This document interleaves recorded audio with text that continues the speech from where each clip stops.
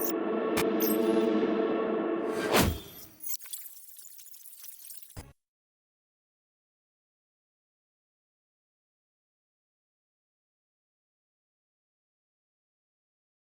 everybody, and welcome back. I hope you're enjoying your weekend and having a good Memorial Day weekend. Also, thank you to the brave men and women who have made the ultimate sacrifice. For this Sunday, as always, we're going to go ahead and look at Bitcoin. It's pretty interesting points right now. I'd say it's about 50-50 actually. We can't ultimately rule out the bearish counts yet. However, I feel if we do take this high, then we actually have to rule out the bearish counts. But let's go ahead and talk about it a little more further, and let's go ahead and start with the bullish counts, because as of right now, we do have some impulsive structures that seem to be leading us upwards towards this high. So it seems to be more bullish than bearish. But once again, we still can't rule out the bearish count yet. So moving forward, there's basically two ways that I can see a bullish move up. Actually, there's three ways. I'm going to discuss the two ways that I see that they're more obvious, and then we'll circle back to the third way. So the first count that I can see, it all comes based off of this being a wave 3, which we have been monitoring as a minor degree, and this being a wave 4 of a minor degree.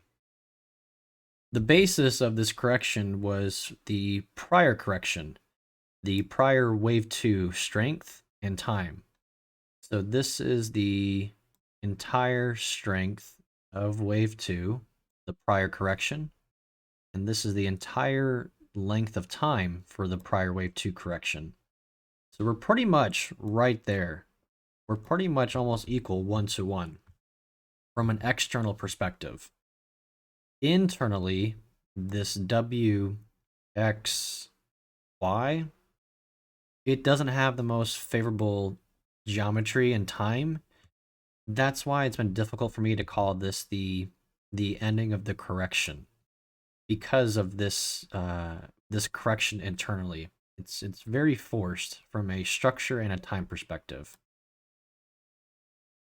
However, I can't rule out that this is not valid, because once again, this is completely valid.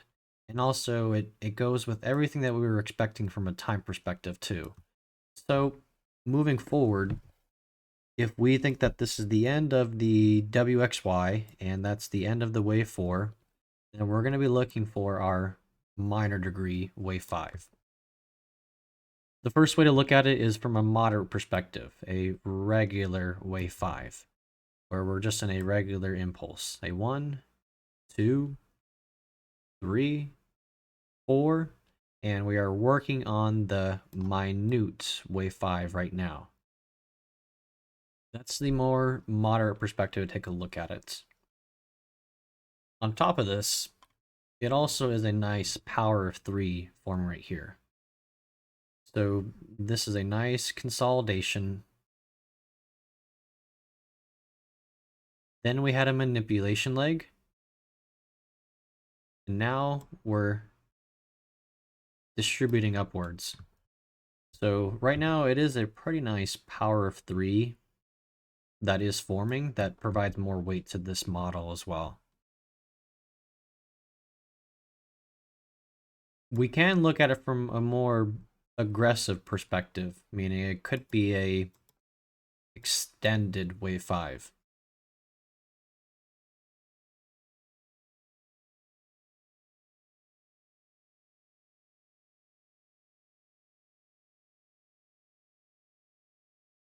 So the difference here is that instead of this being a wave 3 and this being a wave 4, this is actually a 1-2, 1-2. And the last time we looked at this, we wanted this correction here to be smaller in time than the prior correction. which is exactly what we got. We were looking to find some support here at the prior resistance to flip it into supports and then start moving up impulsively. We got that. Now, the last thing we need to expect is just one more push down here for wave 2. And we push up for 3, into 4, into 5. Potentially taking that high. If we take this high, once again, I think we're going to have to look bullish and look at these counts. Afterwards, we'll look for a minor retrace and continuation upwards. Same thing. It has a nice power of 3 here forming. We have consolidation. Then we have a manipulation leg. And now we're expanding upwards. Just how strongly are we going to expand upwards? That's really the question from a bullish perspective. Is it a 1-2-1-2?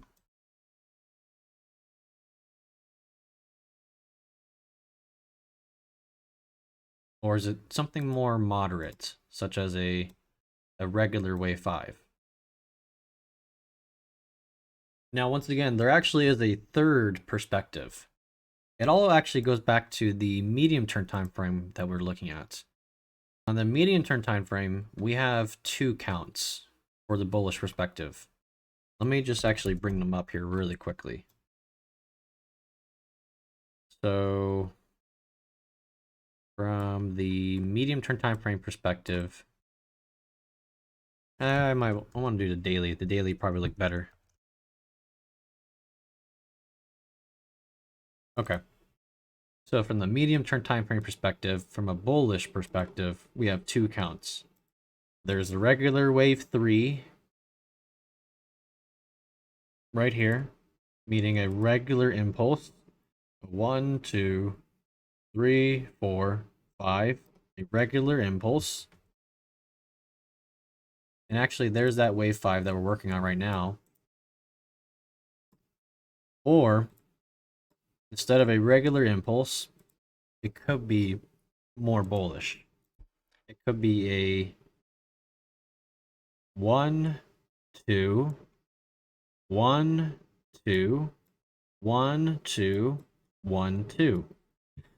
So it could be an extremely long 1, 2, 1, 2, 1, 2 bullish count, which gets us all the way up here to the pretty much $250,000 essentially. That's the super bullish count. And it's still in play. Why? Because it's all based off of wave degree, which is all based off of timing. Once again, each correction has been getting smaller and smaller in strength and time.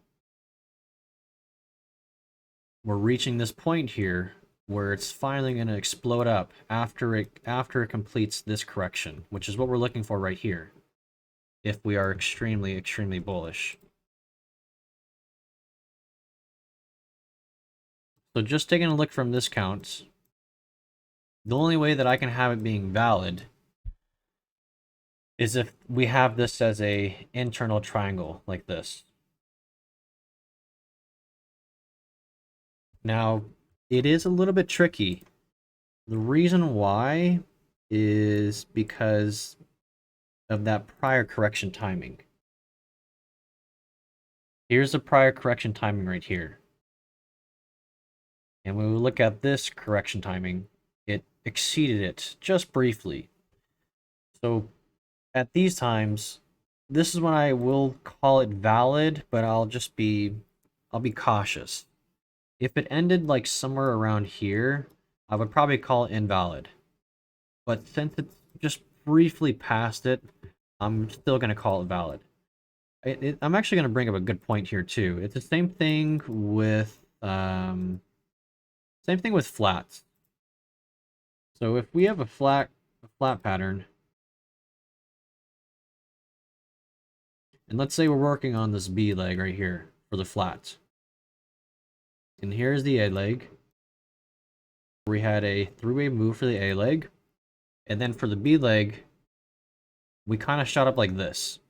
But then immediately afterwards, we came back down like this. I'm still going to call this valid for a B flat. Although I would like to see that respect there at the last stand. If it just briefly goes beyond it, and then gets accepted right back into the range, I'm still going to call it valid. Same thing there from a time perspective. If it just briefly goes beyond that from a timing perspective, we're still going to call it valid.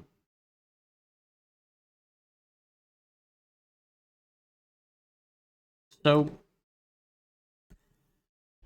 from a bullish perspective, if we take this high, we have to monitor it if it's going to be a regular wave 5, and pretty much ends right here, or if it's going to be an extended wave 5 and bring us pretty much up to 100,000, basically, that six-figure mark.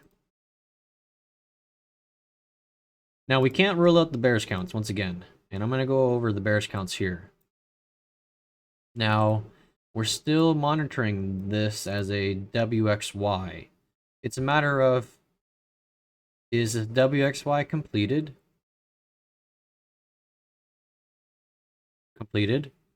Or is the WXY not completed?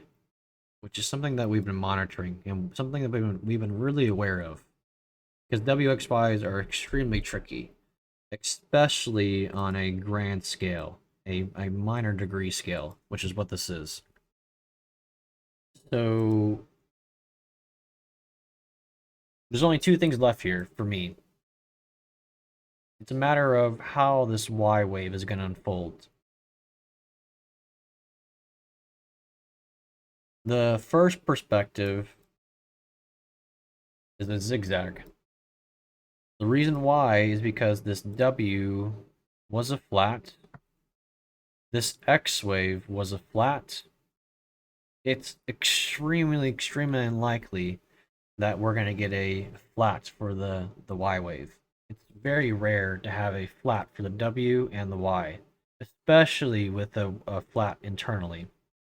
So it's more likely that we're going to get a B, C zigzag. It's just how much are we going to dig down here? Are we just going to reclaim this low and then move back up? Or are we going to go ahead and attack this low and then move back up? That's really the perspective there.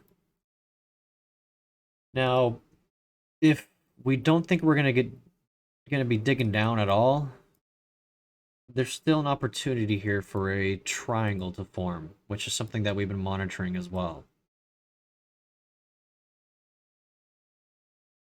It's very much in play right now. All we need is a push down here and then a move back up. That would really signify this to me. And this would also pretty much invalidate the bullish counts to me, because we're taking this low here.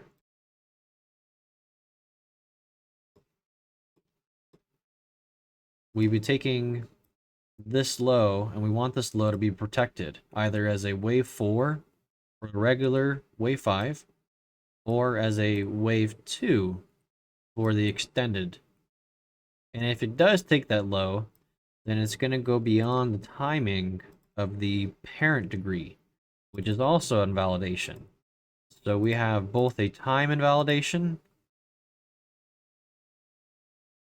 and a price invalidation, basically, which is right here at this point.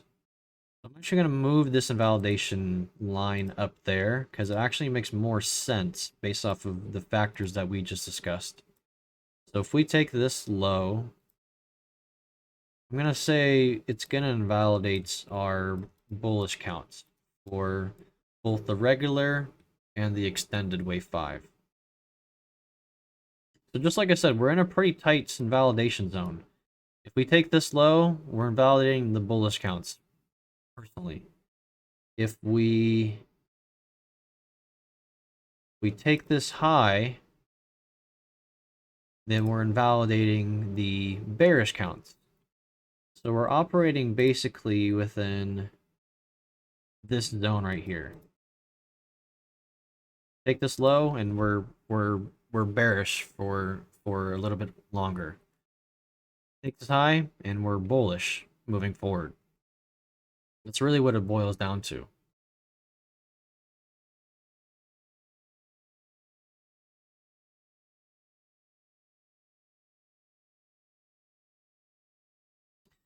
Lastly, there is one more count that we did discuss that I'll kind of go over right now. I don't want to put too much weight behind it, but it is something that a member in our Discord brought up. What if this was a 1, 2,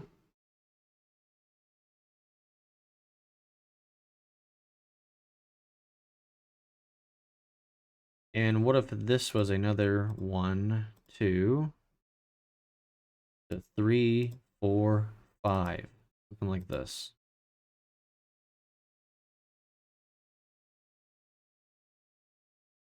This is definitely something that's valid too, right here.